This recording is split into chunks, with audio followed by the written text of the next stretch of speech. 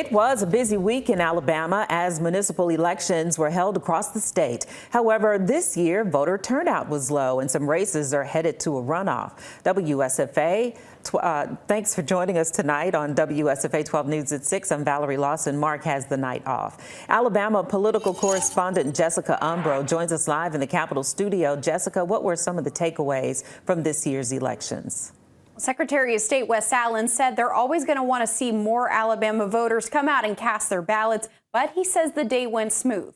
Political analysts I spoke with say low turnout is expected in municipal elections for a variety of reasons.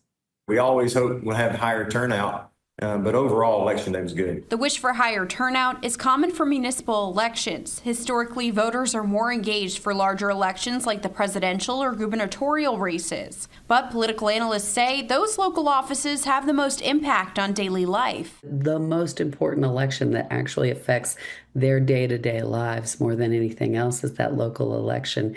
And I think people forget that because we don't spend as much money on advertising, political advertising for these local elections. Less than a third of registered voters in Birmingham cast votes in that city's race, compared to last November's presidential election, where the state saw nearly 60% of registered voters cast ballots. A big difference is that municipal elections are not partisan, which could make it harder to distinguish one candidate from the rest. Just knowing that somebody is a Republican or Democrat, allows us maybe not to have to do a lot of research on the candidate, what positions they are taking and where they stand on certain issues. Secretary Allen says he's pleased with how the elections were conducted in spite of the lower turnout. From everything I've seen and heard, I believe it was a good day in Alabama.